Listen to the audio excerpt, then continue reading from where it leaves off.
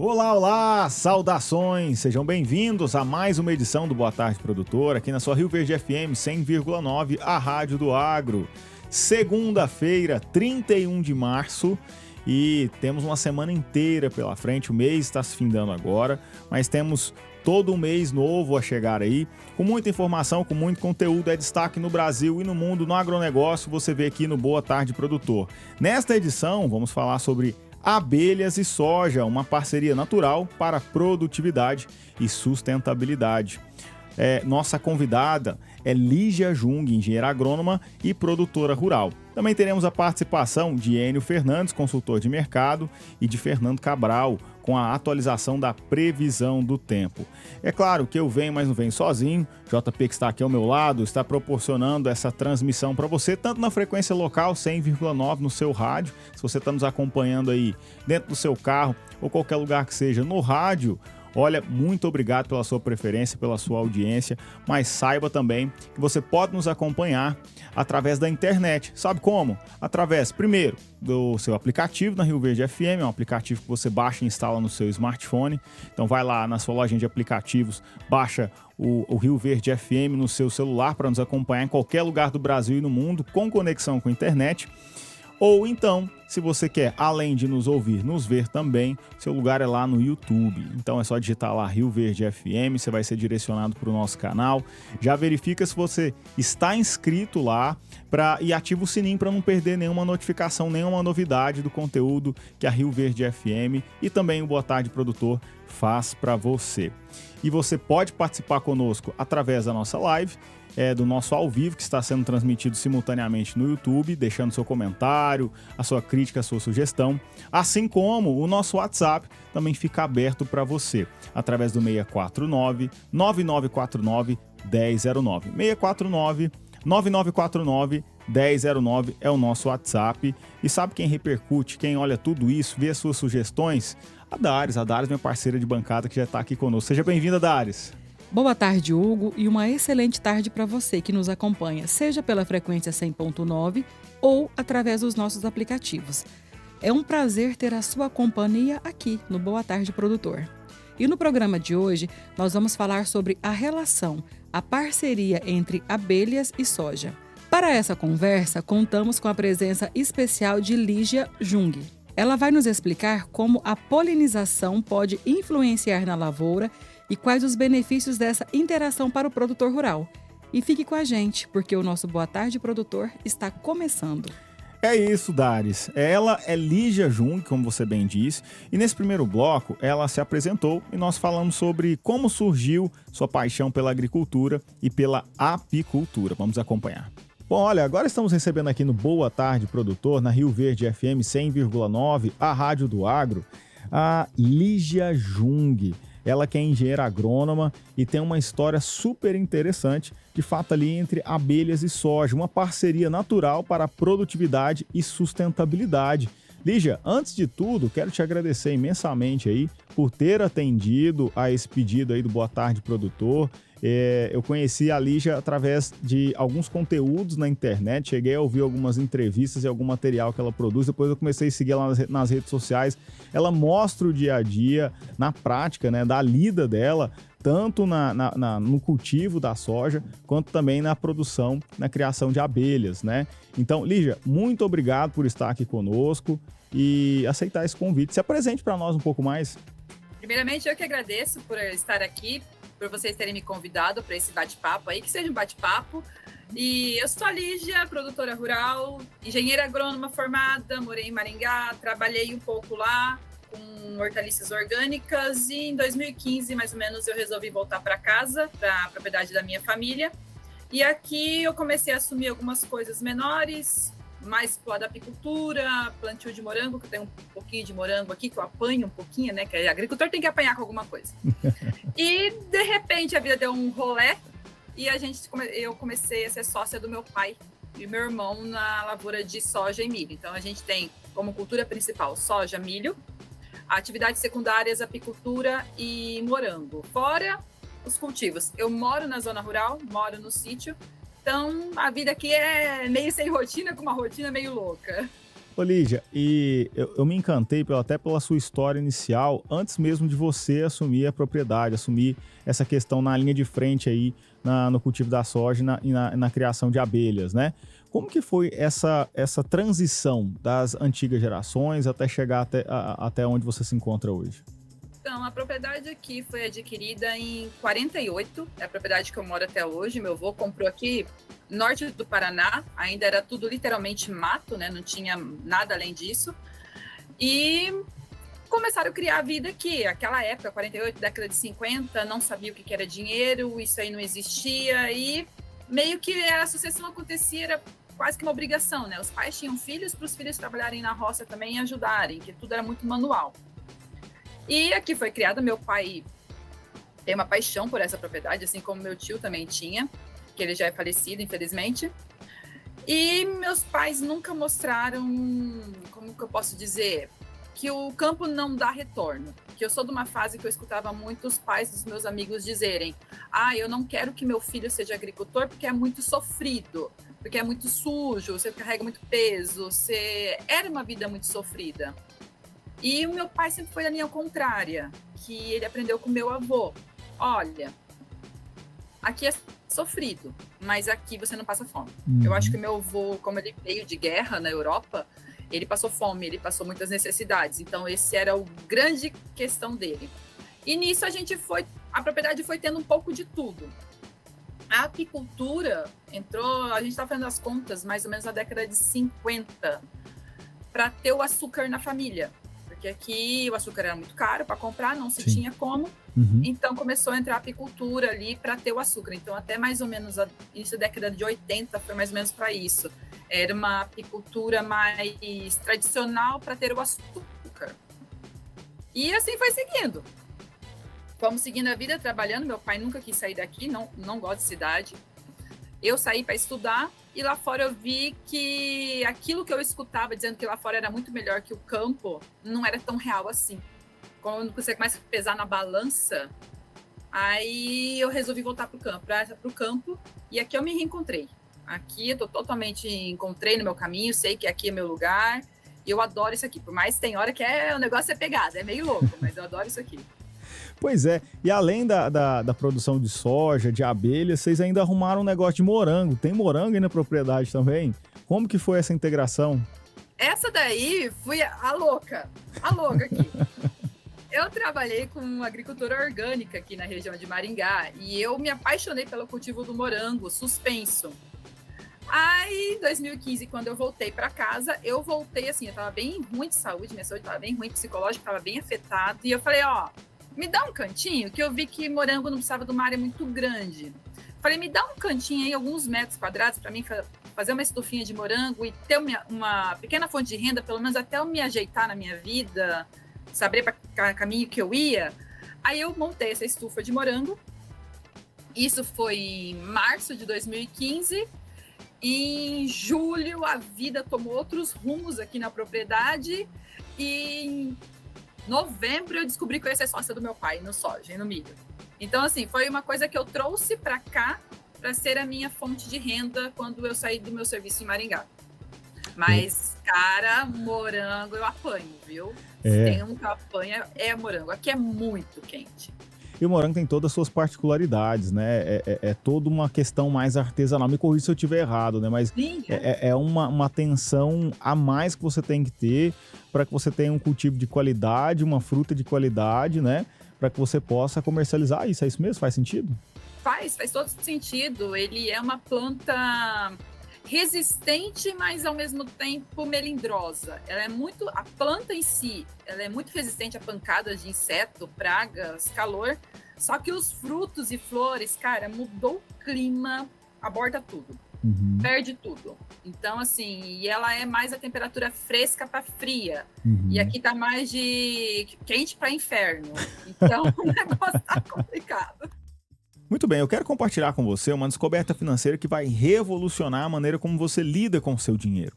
O Sicoob Crédito Rural é uma cooperativa de crédito onde você é o dono. E a diferença, gente, é evidente. Taxas mais baixas, além do horário de atendimento, que começa mais cedo, a partir das 8 da manhã. Mas o que realmente torna o Sicoob Crédito Rural especial é o espírito cooperativo. Você não é apenas um número, é parte de uma comunidade que se preocupa com o seu sucesso financeiro. O Sicoob Cred Rural é a escolha inteligente para quem valoriza o seu dinheiro e a sua comunidade. Olha, o programa Boa Tarde Produtor vai para um rápido intervalo comercial e daqui a pouco a gente está de volta para dar continuidade ao nosso assunto. Não saia daí. Estamos de volta para mais um bloco do Boa Tarde Produtor. Abelhas e soja, a parceria natural que impulsiona a produtividade e sustentabilidade. Estamos batendo um papo aqui muito especial com a engenheira agrônoma Lígia Jung. Agora, vamos ao comentário de Enio Fernandes, que sempre traz insights valiosos e perspicazes para o agronegócio. Fique atento, pois suas contribuições são fundamentais para entender as tendências e desafios do setor. Caríssimas, nós estamos vivendo tempos de questionamentos. Todas as nossas lideranças estão sendo questionadas, as lideranças políticas, as lideranças empresariais e as lideranças classistas. Em verdade, o agro está ficando cada vez mais complexo e sofisticado. E as questões que pressionam o agro também estão ganhando complexidade. Com isso, a constante questionamento junto aos líderes do agronegócio acontece sempre. Isso é natural. Eu vejo, às vezes, muitos produtores questionando as lideranças classistas das federações, das associações, das cooperativas, tanto de crédito como de produção. Mas o que a gente tem que entender é que tudo está mudando rapidamente e essas demandas estão se acumulando. Como são muito complexas, as respostas não são imediatas, elas precisam ser negociadas, trabalhadas, precisam ser planejadas, as ações têm que ser planejadas. E eu preciso de tempo para construir pontes nesses processos de negociação. Do outro lado da mesa, nós temos interesses opostos aos dos produtores. E esses interesses também têm suas articulações políticas. No fim do dia, esses setores, tanto do agronegócio como outros setores da economia, são interligados. Só que às vezes os interesses não são os mesmos, tornando a relação cada vez mais complexa. Mais complexa com outros setores da sociedade, mas também com outros setores da economia. Agora eu gostaria de fazer uma reflexão com os senhores e com as senhoras. Já imaginaram o que seria do agro sem as cooperativas de produção? O que seria do agro sem as cooperativas de crédito? O que seria do agro sem as federações e confederações dos produtores rurais? O que seria do agro sem as suas associações? Não que essas instituições sejam perfeitas, não que os seus líderes sejam perfeitos, mas eles são essenciais para construir um futuro promissor do agro. E eu afirmo isso porque foram esses líderes, foram essas associações, essas federações, essas confederações, essas cooperativas que criaram esse agro tão forte, pujante e exemplo para o mundo. Exemplo para o mundo na área de produção, na área de distribuição de renda, na área de desenvolvimento e na área de preservação ambiental com produção agrícola. Lembre-se disso. Enio Fernandes, Terra Agronegócios. Obrigado. Obrigada, Enio Fernandes, e até amanhã, aqui no Boa Tarde Produtor. Tá o comentário de Enio, obrigado sempre pela parceria, Enio, sempre trazendo um comentário que enriquece o Boa Tarde Produtor.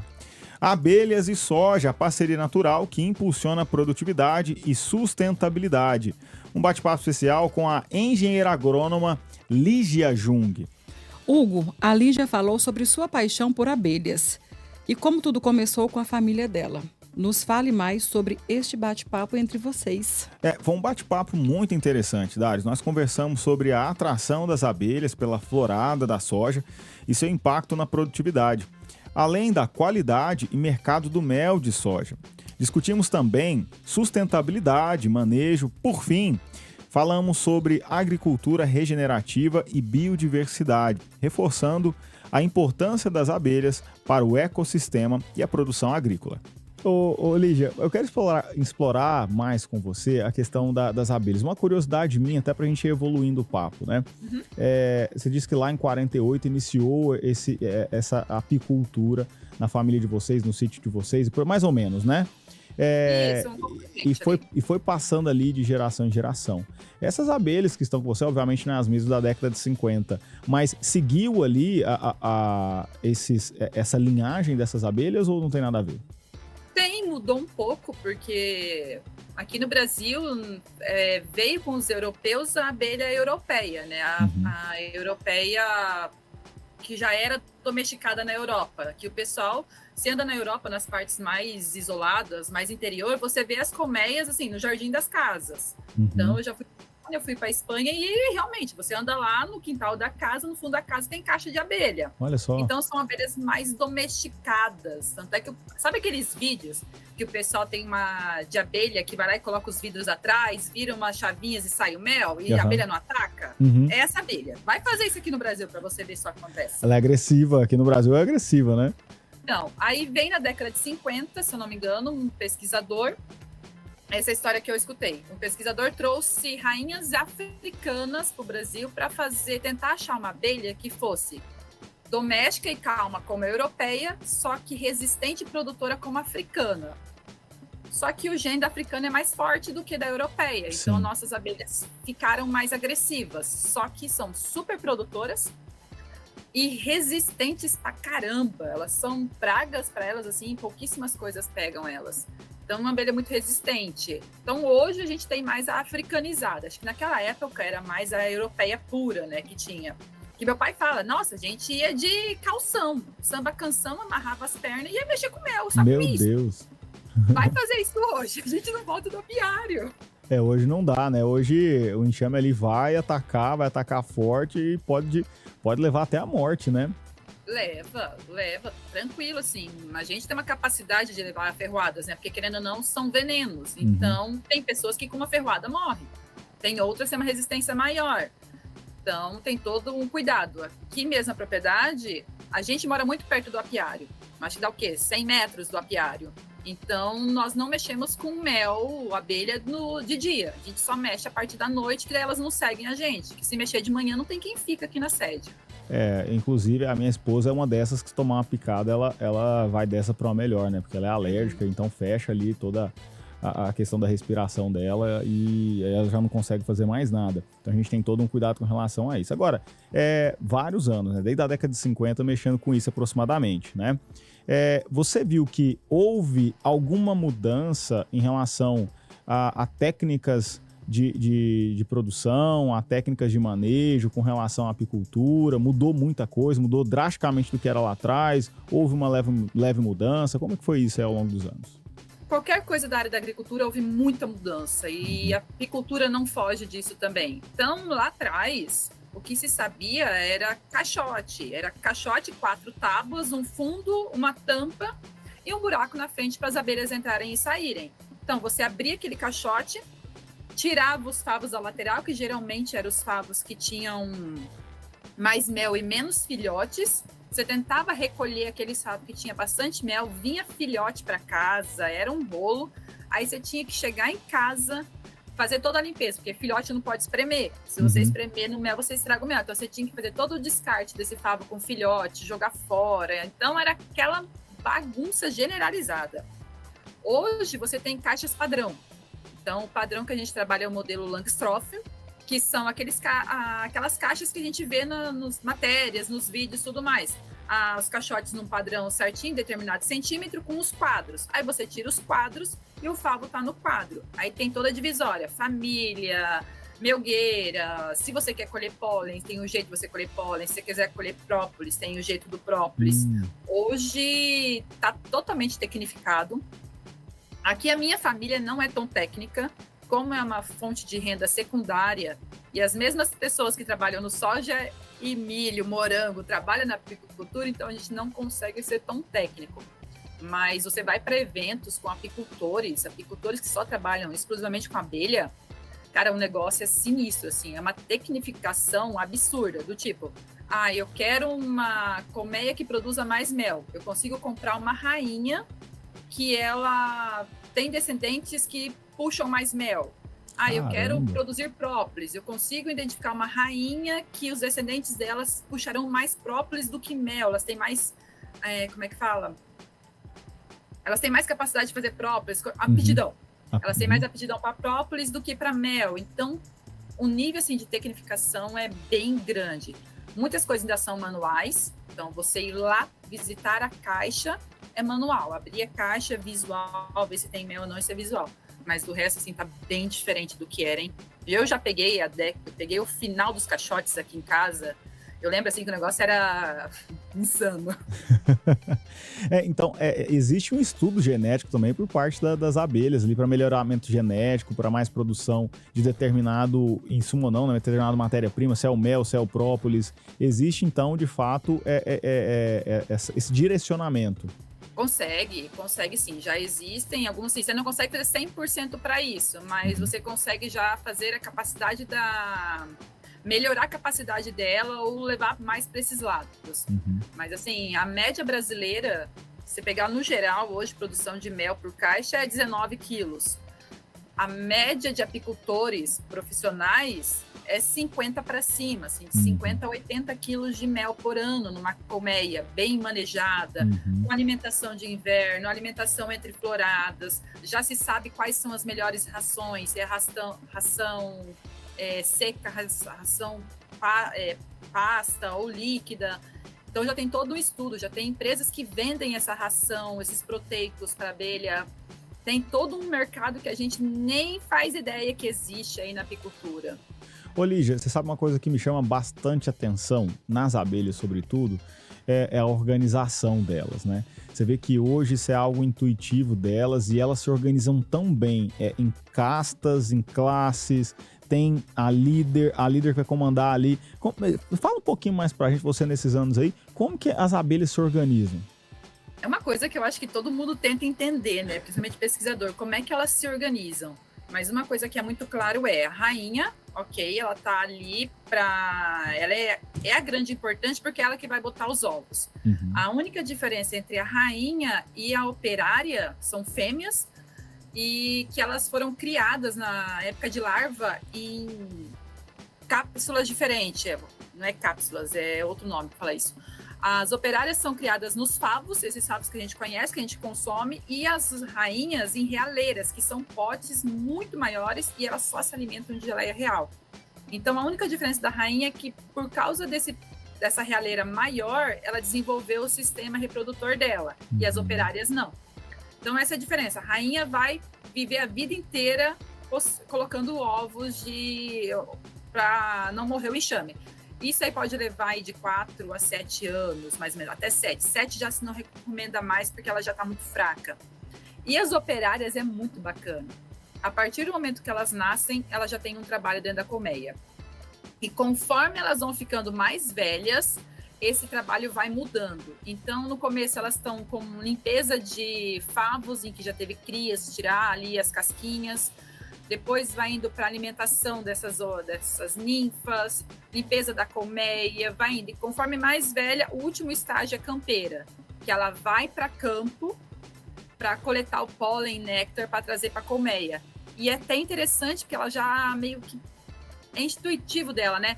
Já que elas estão perto de morrer ali do seu período de vida, então elas já ficam pro campo. Se for morrer, elas já estão fora da caixa. Não vai dar trabalho para as outras carregarem ela para fora. Caramba, olha só, então, que nível. É muito bacana. E os zangões são os óvulos não fecundados da rainha. Aí eles... o alvéolo que eles nascem, alvéolo não, do favo que eles nascem é um pouquinho maior do que das operárias. E o único serviço deles é fecundar a rainha no voo nupcial. Então sai a princesa, tem o voo nupcial. Os zangões que conseguem alcançar a rainha, que ela vai voando para cima, quanto mais alto. Os zangões que conseguem alcançar ela, fecundam a rainha. Daí a rainha vai para sua casa definitiva, onde for ali definir. Mas é bem bacana. A organização da vida de uma colmeia é muito legal. Chama bastante atenção, né? E a gente vive pesquisando e tentando entender, né, como que funciona isso. Agora, voltando a um pouco mais sobre o teu direcionamento da sua propriedade aí, chegou um ponto onde vocês ali fizeram essa integração, né, entre a agricultura e a apicultura. Isso foi natural? Foi fácil? Como que foi esse momento aí para vocês? Foi um acaso. Então, aqui... quem conhece o norte do Paraná sabe que aqui a gente, em 40, 50, foi a década do café, foi a época que estava no pico do café. Então, as abelhas começaram a ter aqui no sítio por causa da florada do café. Então, vamos colher o mel do café. Então, tinha nos finais das ruas de café 2, 3 caixas de abelha para ter o açúcar da família. Então, se colhia mel ali para outubro, mais ou menos, logo depois da florada do café, que é meio do ano. Então, ok, estava colhendo mel ali e só achava que era mel do café. Achava que nenhuma outra flor produzia mel. Aí, teve a geada de 75, acabou com os cafezais aqui na nossa região, dizimou tudo, não teve mais o que fazer e começamos a soja. Então a soja entrou ali em 76 aqui. Nisso, a gente não fazia a menor ideia. Meu pai e meu tio que mexiam com isso, né? Eu não era estava nem no projeto ainda. O meu pai e meu tio deixaram as caixas ali, abandonadas. Diz que essas caixas ficaram uns 2 anos abandonadas num canto aí da propriedade. Até que meu avô não gostava de abelha. Ele falava assim, bota esse trem lá longe de mim. Vocês podem mexer, mas longe de mim.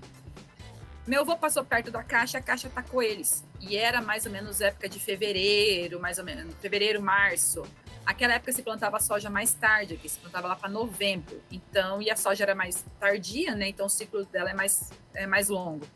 Então, fevereiro, março, essas abelhas atacaram. Meu avô, tira aquela desgraça de lá, que vai atacar alguém ainda. Quando eles foram para as caixas, falei assim, vamos levar para o mato, lá no fundo da propriedade, né? Então, a gente vai levar elas embora. Quando eles chegaram nas caixas, eles foram pegar as caixas para levar, a caixa estava pesada. Elas atacaram porque elas estavam carregadas de mel. Isso é uma coisa que o pessoal, às vezes, acha estranho. Caixas que estão carregadas de mel, a abelha fica irritada, que ela não consegue trabalhar mais. Caramba! Aí ela começa a atacar. Eu falo que a abelha tem hora que parece uma mulher de TPM, viu? Se ela não consegue trabalhar, se ela tá com calor e ela tá apertada ali, sai de perto. Sai de perto que as bichas vão atacar. Então, Lígia, é saudável tirar o mel da colmeia para que elas possam ter mais capacidade para produzir e com tranquilidade. É obrigatório. É obrigatório tirar. Você tem que tirar, cara. Você tira hoje, 2 dias depois você chega e fala assim, não é a mesma caixa. Não é a mesma abelha. Elas são mais tranquilas, porque elas conseguem trabalhar melhor. A abelha é um bicho que foi feito para trabalhar. Ela não consegue ficar parada. Aí eu sei que meu pai contando, ele falou que levou, estava carregado de mel, e esse cara, que mel é esse? Um mel gostoso, mel muito bom. Mas, cara, que mel é esse? Da onde que elas estão pegando? Porque não via florada de nada. Aí naquela época não tinha herbicida, né? Era no enxadox, na tal da enxada. E disse que teve um dia que eles estavam fazendo a capina na soja, estava com flor, e eles carpindo, dali a pouco eles viram a abelha sentando na flor da soja. Aí eles falaram, olha aqui de onde está vindo o mel, da flor da soja. Então foi um acaso. A partir disso, eles começaram a tomar cuidados aqui na propriedade para que na época da florada da soja, se fosse feito algum inseticida, algum tratamento químico, não atacasse as abelhas, não desse problema nas abelhas. Então, mas foi uma coisa assim muito natural, muito acaso do destino, não teve nenhum estudo, foi muito observando, vendo o que acontecia e, bom, se isso aqui pode fazer mal, então eu não vou fazer desse jeito, eu vou fazer do outro. Não foi uma coisa muito aqui deles mesmo. Ô Lígia, e já que você tocou nesse ponto aí, que foi um acaso, essa integração, né? Por que as abelhas, então, visitam a soja, né? Essa questão da florada da soja, a sua atração para polinizadores aí, tem alguma coisa diferente das demais flores? Não, é mais por falta de florada. Elas são um bicho que trabalham, se deixar, 24 horas por dia. Então, assim, o sol mal brilhou, elas já estão trabalhando e elas vão trabalhar até na hora que o sol se pôr. E nessa época da florada da soja, tem um vácuo de plantas que floram, que tem a primavera ali antes, que bastante coisa florindo, e no outono, a entrada do outono também tem alguma coisa.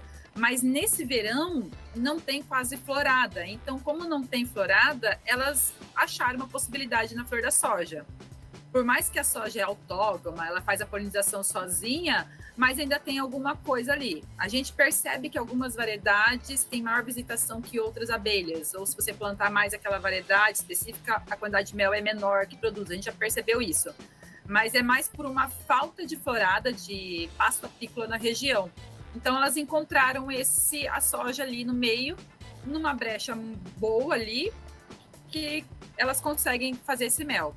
E fazer um parêntese aqui nesse nosso bate-papo sobre abelhas e soja, porque você recebeu um dos prêmios aí, um prêmio interessante, que é o prêmio Mulheres Positivas do Agro, né?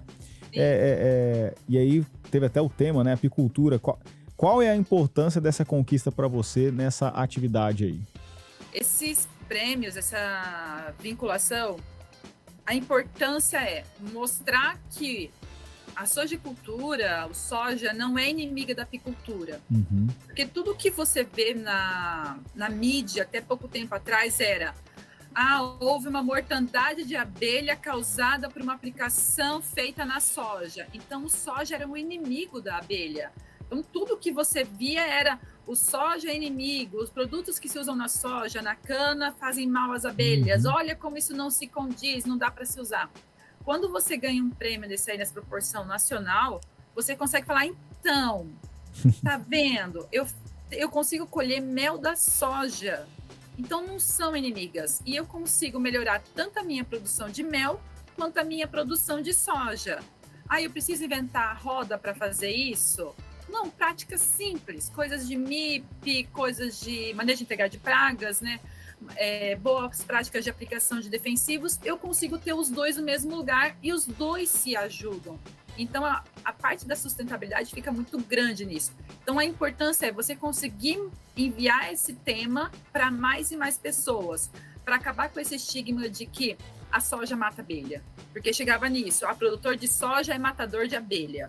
Ainda mais que cada colmeia tem em torno de 50 mil abelhas, as matérias acabam fazendo assim, matou 10 colmeias. Eles não colocam que matou 10 colmeias. É 10 vezes 50 mil. Matou 500 mil abelhas. Matou 500 mil de abelhas.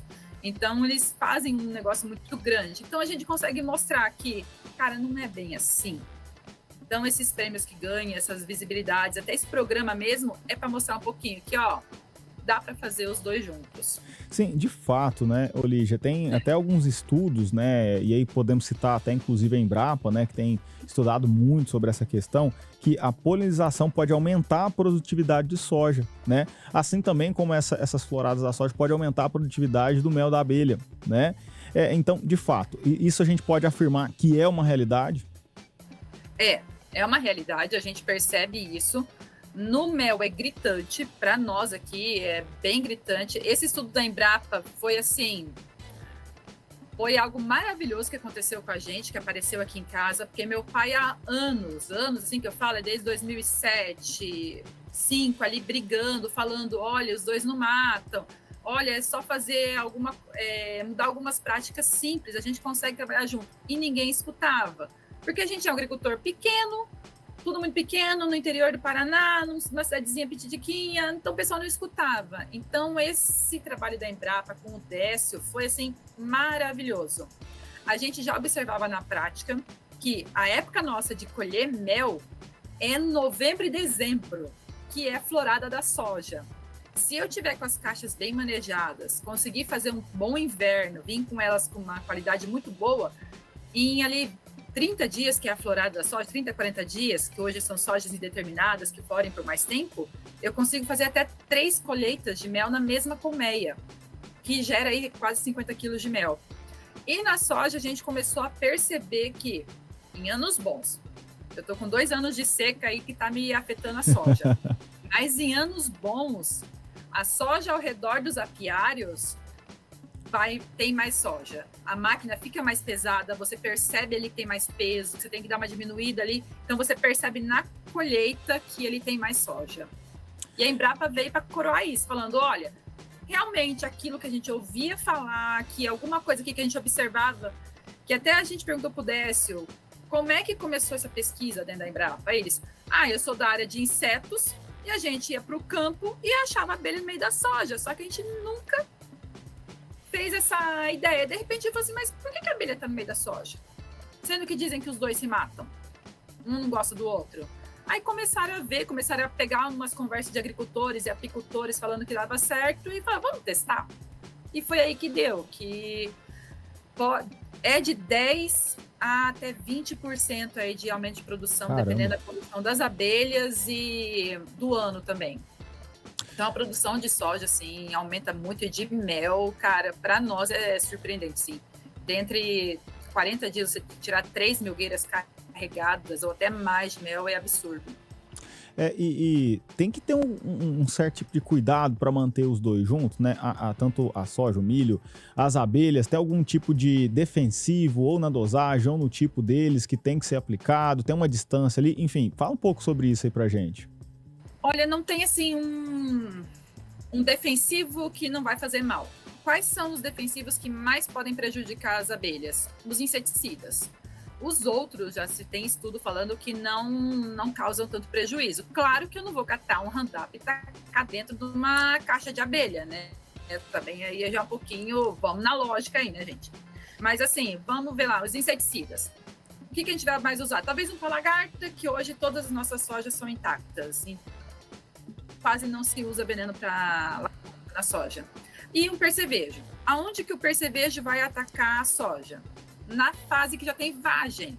Se você já tem vagem, você não tem mais flor. Então, se você fizer um trabalho bem feito de um MIP ali, MIP é manejo integrado de pragas. Aqui no Paraná é bem desenvolvido esse negócio de MIP.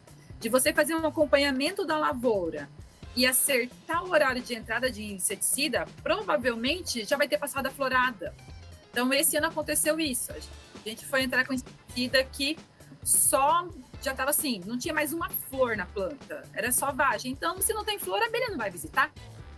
Ah, mas não sei o que aconteceu, meu soja tardio, está acontecendo uma pressão de percevejo muito grande, ou uma lagarta, alguma coisa assim, tá absurda. Já se sabe que as abelhas visitam as caixas mais próximas, a lavoura mais próxima da caixa. É aquela mesma história. Eu tenho uma refeição aqui na esquina da minha casa e eu consigo a mesma refeição, mesmo preço, a 2 km de distância. Você vai andar 2 km de distância para comer a mesma comida? Não, aí não, né? Vai ficar ali, né, na tua esquina. A abelha é um esquema. Tem comida aqui, eu vou ficar aqui, eu vou ficar mais próxima. Ela pode ir até 600 metros, mas a maior pressão ali é de 200 a 300 metros da colmeia. E na parte da manhã. Então, o que eu falo? O que a gente fala? Recomenda. Você quer estar usando inseticida? Pode usar. Usa mais próximo das colmeias na parte da tarde. Ou começa do lado mais longe das colmeias na parte da manhã e vem chegando na parte das tarde. Não tem como, tá chovendo absurdamente. A hora que abrir, eu vou entrar. Lacra as caixas. É só você chegar um dia antes, à noite, lá e lacrar todas as caixas. Você fecha a entrada das caixas e não deixa a abelha sair. Faz a aplicação, depois você vai abrindo tudo. Até 2, 3 dias elas aguentam fechadas dentro da colmeia. Abre tudo. E também tem o cuidado. Vento. O vento está indo para dentro das caixas. Ok, vamos esperar esse vento mudar. Não causa deriva. Eu também falo, deriva é jogar dinheiro fora, né? Uhum. É veneno que não está sendo aplicado no alvo. Máquina bem regulada. Tem uma mangueira rachada, espirrando veneno, sabe Deus para onde, para aquele esquinho. Vamos dar uma roda nessa máquina, até jogando dinheiro fora ali, ó. Vamos lá, né, galera?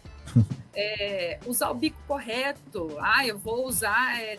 É reservado o bico cônico para esse produto, estou usando um leque que vai fazer gotículas mais finas e jogar mais longe. Vamos pegar a recomendação do agrônomo, a recomendação do produto. E hoje tem muito adjuvante, coisas que você coloca na água para evitar deriva, antigota, isso tudo ajuda. Então, assim, são cuidados. Sim. Se você mora no meio dessa lavoura de soja, o que você faria para o veneno não chegar na tua casa? Você tem que pensar no mesmo para abelha. Uhum. Então, é mais ou menos isso. Então, é só assim, não precisa inventar nada diferente, nada novo. São cuidados muito pequenos, se você for ver, e que, na verdade, traz até uma economia, né? Sim, esses ajustes na máquina, o insumo adequado, o defensivo adequado, na hora adequada, esperar o vento, acho que, para mim, sempre não existe o óbvio, né? Acho que o óbvio precisa ser dito, mas são coisas simples, né? Não precisa reinventar a roda, né? Não precisa inventar nada, já tem tudo muito inventado, aí tem muita coisa. E até foi bem bacana essa pesquisa com a Embrapa, que teve uma fazenda de uma sementeira no Mato Grosso que participou da pesquisa, teve uma parte de pesquisa no Rio Grande do Sul, no Paraná, que foi aqui na região de Maringá, e no Mato Grosso também teve uma, que o professor falou assim, não, eu quero uma área em que pode ser aplicada com aviação aérea. Ele pegou uma sementeira Sementeira, se a gente passa 3 vezes para inseticida, eles vão passar 6 a 7, 8 vezes, porque tem que ter certeza que não vai ter nenhuma perca por insetos. E eles passavam de avião. E a questão que o pesquisador chegou e falou assim, eu quero que vocês mantenham o protocolo de vocês, não vai mudar, eu só posso colocar as abelhas, aí a gente vai estudar o que causa nisso. A única coisa era que o piloto avisava o técnico, que era o zootecnista, o Weber, avisava o técnico o dia que ia fazer a aplicação, qual produto que ia aplicar, para ele analisar se era preciso fechar as caixas, se sim, ele ia lá e fechava. Eles colocaram 100 colmeias, se eu não me engano, numa linha de eucalipto. Era literalmente 2 carreiras de eucalipto, acharam que era uma mata e não, era 2 fileiras de eucalipto, colocaram 100 colmeias lá e fizeram as aplicações. No final da história, morreram 3 colmeias, porque elas estavam super populosas, e na fazenda, como tem esses ISO, certificações, só tinha que entrar 2 dias antes da aplicação e, se eu não me engano, só 3 dias depois da aplicação na área. As abelhas morreram sufocadas de calor. Caramba. Não de... Tá aí, portanto, o bate-papo com a Lígia Jung. A gente vai fazer uma pequena pausa nesse assunto. Vamos para um rápido intervalo comercial. Ainda tem muito papo para falar com a Lígia Jung, portanto, fique conosco. Voltamos para mais um bloco desta edição do Boa Tarde Produtor, aqui na Rio Verde FM 100,9, a Rádio do Agro, falando sobre abelhas e soja, a parceria natural que impulsiona a produtividade e sustentabilidade. É um bate-papo especial com a engenheira agrônoma Lígia Jung. E vamos à atualização do tempo com Fernando Cabral. Ele é líder científico no Centro de Excelência em Agricultura Exponencial, SEAGRE. Olá, amigo produtor, ouvintes da rádio. Eu me chamo Fernando Cabral, sou pesquisador no SEAGRE, no Centro de Excelência em Agricultura Exponencial, e trago para vocês a previsão do tempo para essa nossa primeira semana aí do mês de abril aqui para o sudoeste do estado de Goiás. Bom, pessoal, estamos aí já em pleno outono, né? E nessas condições, né, já de safra, o produtor tem que ficar cada vez mais atento às condições meteorológicas, né? Estas que nos últimos dias têm sido aí bastante favoráveis ao desenvolvimento de pragas, como a lagarta do cartucho, como, por exemplo, também o aparecimento do pulgão, né, em grande quantidade na cultura do milho, né? Isso vem porque a gente tem tido aí nos últimos dias chuvas isoladas e dias quentes, né? Isso fazendo então ou favorecendo o desenvolvimento e a permanência dessas pragas aí na cultura. Então, o produtor fique atento, né, e mais em cima do monitoramento nessas condições, porque na onde elas conseguem se evoluir aí com a maior rapidez. Bom, essa semana agora, né, do mês de abril, ela é uma semana que deve ser de chuvas, né, a previsão de chuvas mais intensas, mais presentes aqui na nossa região, do que estava ocorrendo aí nos últimos dias. Então, a previsão, de modo geral, desde segunda-feira dessa semana até sábado, é de chuvas presentes em todos os dias aqui na nossa região, né? Principalmente ali na quarta-feira, um dia um pouquinho de maior estabilidade, né? Mas mesmo assim ocorrendo tempestades localmente intensas e severas, né? E já nos demais dias, segunda e terça, e quinta e sexta e sábado, aí uma instabilidade atmosférica mais intensa aqui na região, né? Com chuvas ocorrendo em vários pontos e vários municípios, né? E fica o destaque aí para a ocorrência de tempestades, né? E chuvas severas aí. Então o pessoal deve ficar atento não só na cidade, mas também no campo, né? Então, inclusive ao longo dessa semana a gente vem trazendo aí atualizações pontuais, alertas pontuais para que, né, o pessoal fique aí atento. Bom, para nossa safra é muito importante porque a gente terá aí ainda muitos dias, né, de evolução dela à frente, e a gente sabe que o volume de precipitação daqui para frente é um volume sempre baixo, né? A gente pega esse mês de agora, a gente está falando de médias que pode chegar ali em torno dos 100 milímetros. Esse ano, previsão é até um pouquinho menos, né? E quando a gente pega o mês subsequente, né, isso cai ainda mais drasticamente. Então, à medida que a gente tem né, semanas, né, de previsão e de ocorrência de chuvas como essa. Isso é importante para a gente manter água no solo para os próximos dias, quanto mais a safra se avança, tá bom? Então, um grande abraço a todos, até mais. Nós vamos atualizando aí as próximas previsões. Obrigada, Fernando, e até a próxima sexta-feira. Hugo, vocês também falaram sobre a valorização do mel de soja e como ele está ganhando destaque no mercado. Existe um espaço específico para esse mel? Dares, existe mercado sim. Nós falamos também sobre as novas tendências na apicultura e agricultura conforme o ponto de vista dela. Ela também deu dicas para quem quer começar a integrar abelhas nas lavouras e como aproveitar as oportunidades nesse mercado. Fique ligado para mais detalhes e dicas. Ô Lígia, eu quero abordar um pouco mais com você sobre a qualidade do mel da soja, né? Como que é esse mel? Quais são suas principais características? Existe, de fato, uma mudança do mel da soja para outros tipos de locais que a abelha pode buscar? Então, a característica do mel de apis, esse mel mais comum que a gente tem, é a florada que a abelha visitou vai definir a qualidade do mel.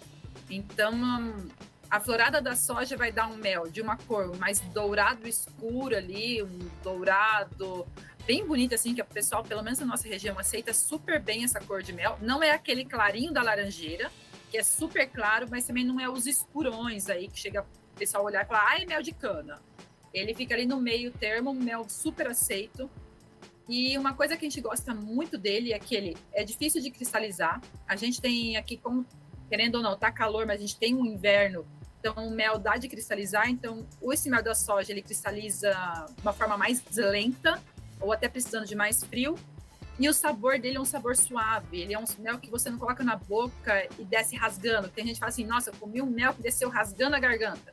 Não, ele é um mel bem gostoso, bem suave. Ele não é aquele mel gritante. Você fala, nossa, tô provando mel aqui, tô sentindo um gosto de alguma coisa, que nem... Eu provei uma vez o mel da florada da castanha. Eu sentia gosto de óleo no mel. No final lá eu sentia aquele gosto de óleo muito intenso. Ele não é um mel intenso, ele é um mel muito suave, é um mel muito gostoso. E é muito bem aceito pelo público consumidor. E já tem gente que pergunta, mas o veneno que se usa na soja não vai contaminar o mel?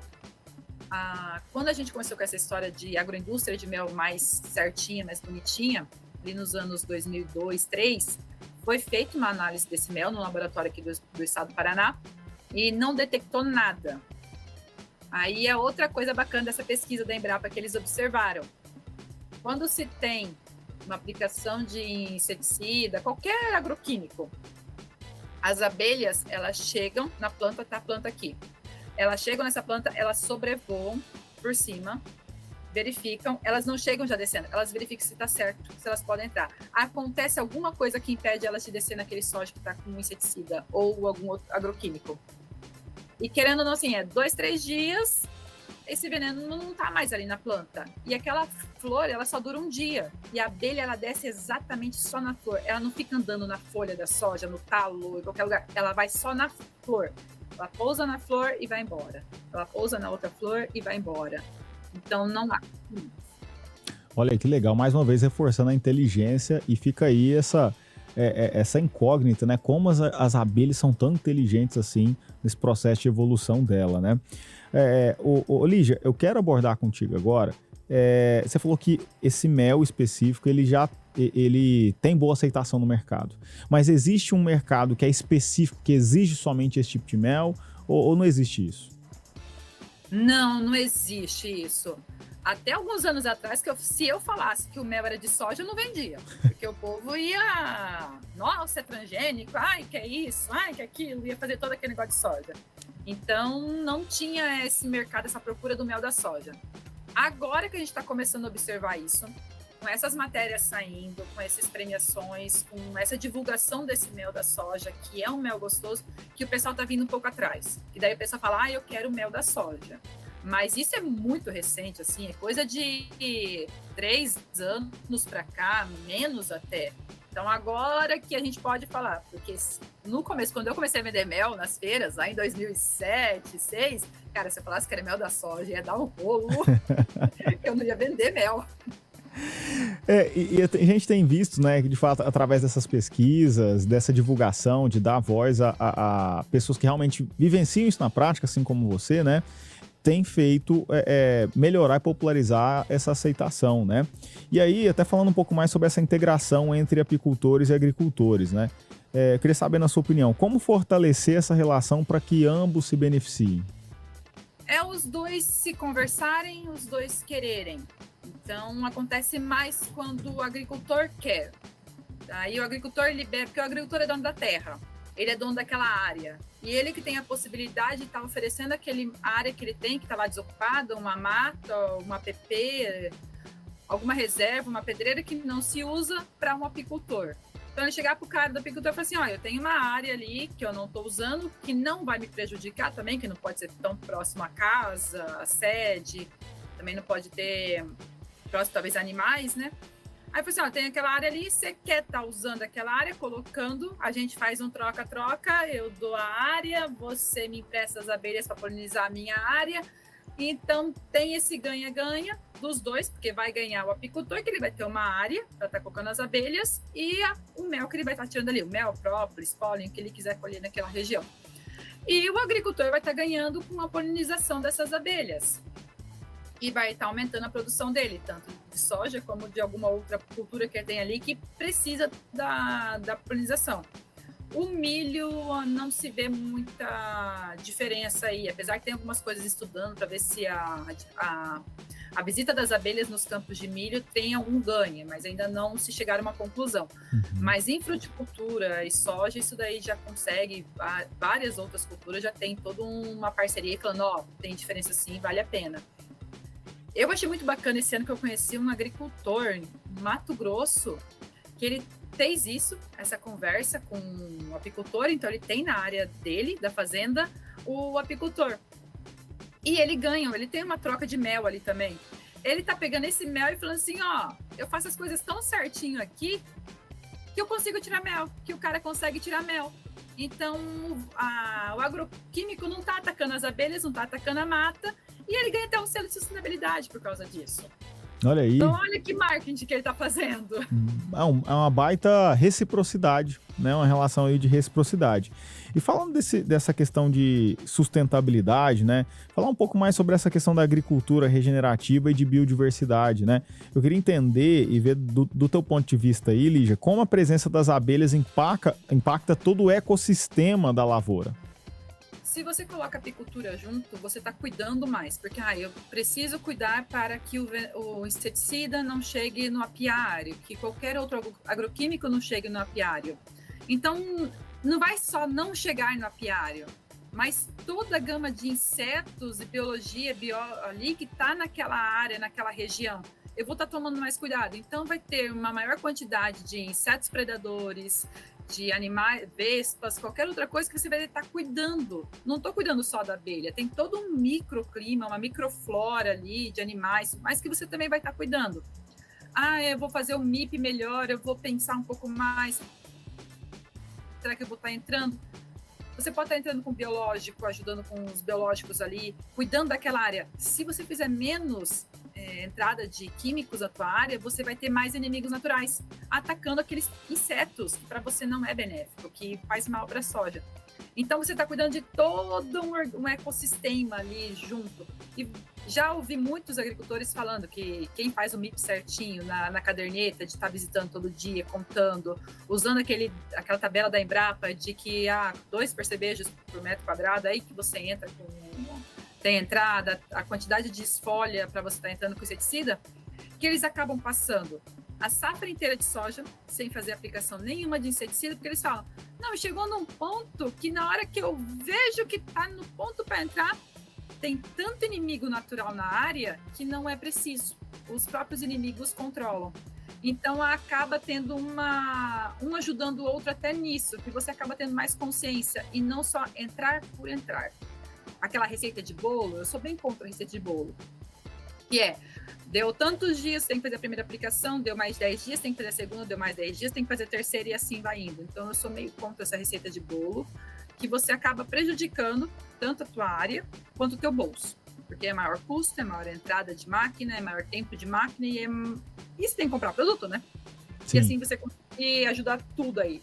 E aqui agora a gente já está caminhando para a reta final do nosso bate-papo, tá, Lígia?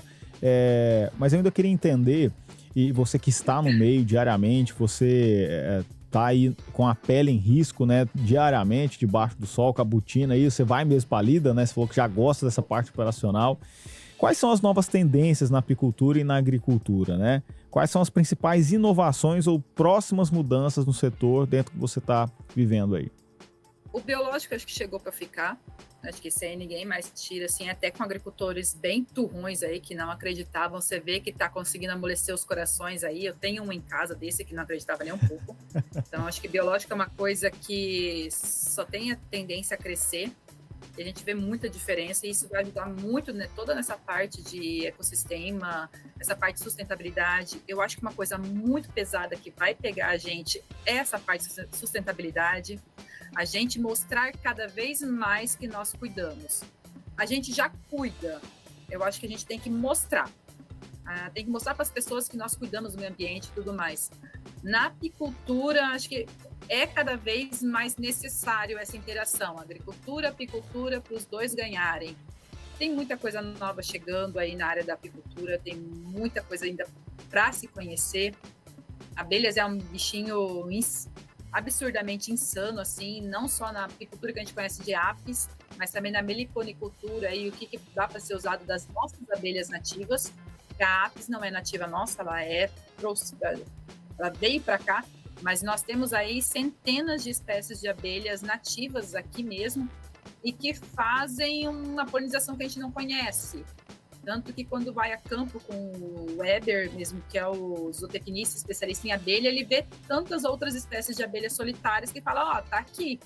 Se ela tá ali é porque ela tá se beneficiando daquele lugar. Então, essa interação aí, acho que da biologia e dos cuidados do ambiente, acho que vai ser uma coisa que vai ficar muito pesada aí para os próximos anos, até com essa coisa de importação, exportação, ter certificado, em todas essas áreas, eu acho que é o que mais vai pegar aí.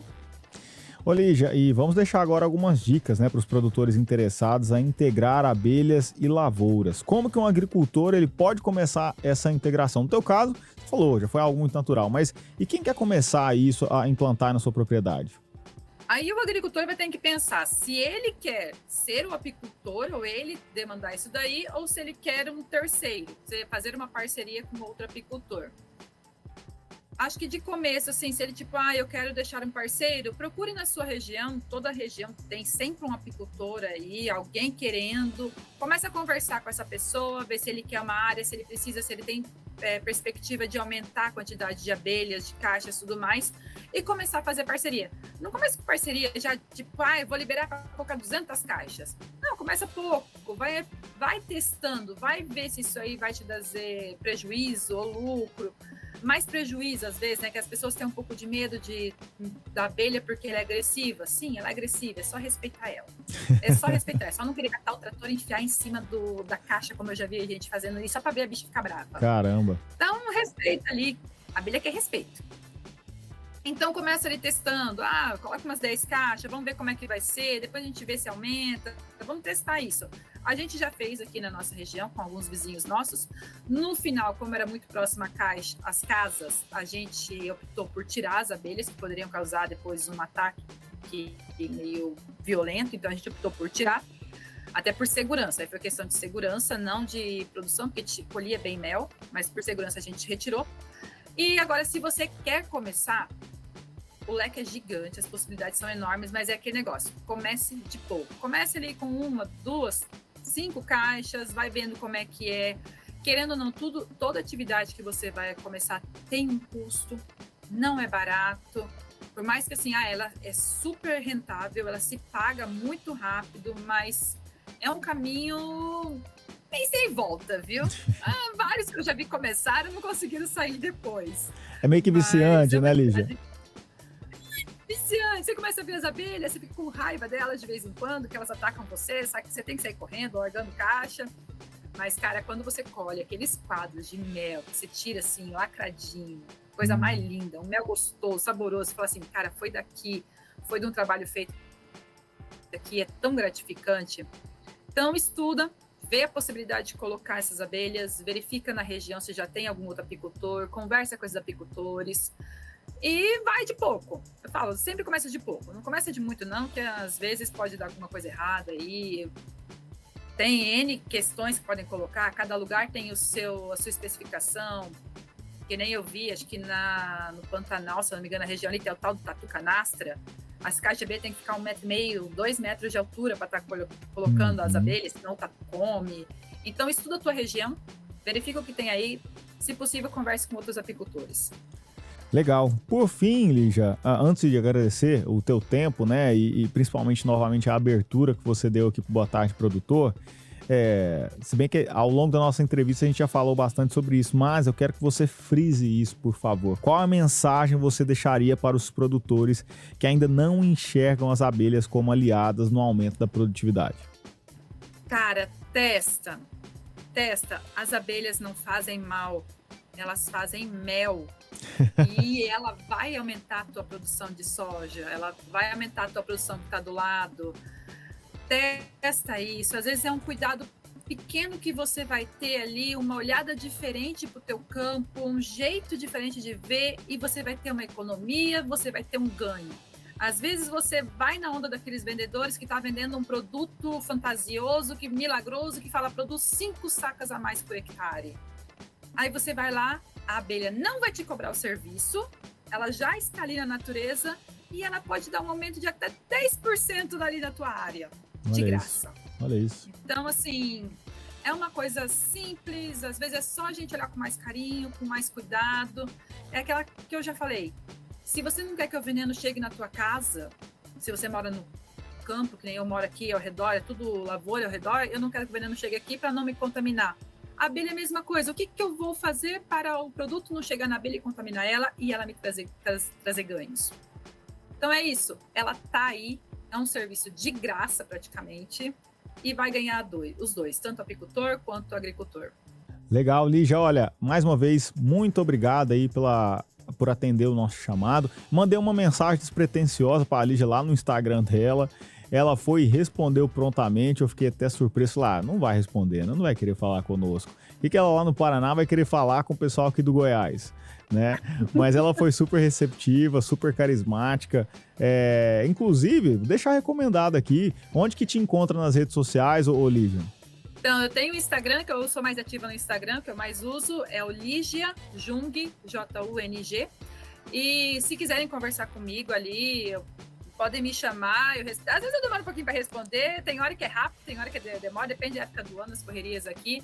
Eu estou super aberta para estar falando sobre o assunto, sobre a vida aqui.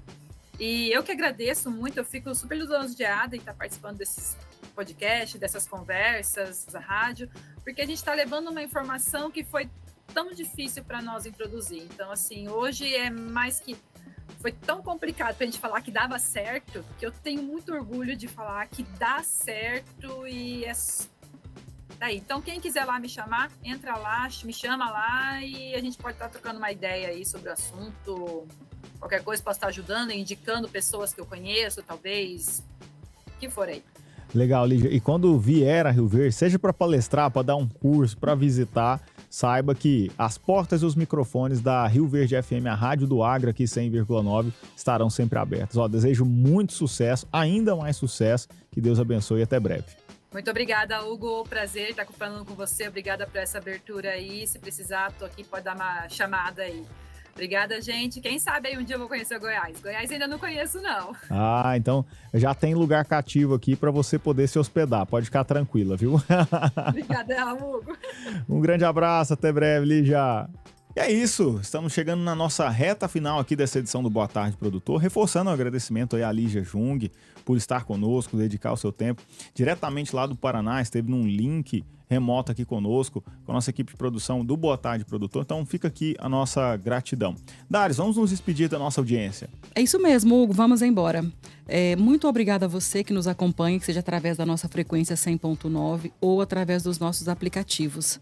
E você que quer mandar alguma sugestão de assunto pra gente, alguma pergunta, o nosso telefone para contato é o 649-9949-1009. E amanhã estamos de volta. Hugo Ataíde. É isso, despedir aqui do JP, JP que auxiliou em toda essa transmissão, seja na frequência 100.9 ou simultaneamente através da internet, no nosso aplicativo e também lá no YouTube. Dares, minha parceira, até amanhã. Temos uma semana inteira pela frente. Eu, Hugo Ataíde, fico por aqui nessa edição do Boa Tarde Produtor, mas amanhã tem mais. Até lá!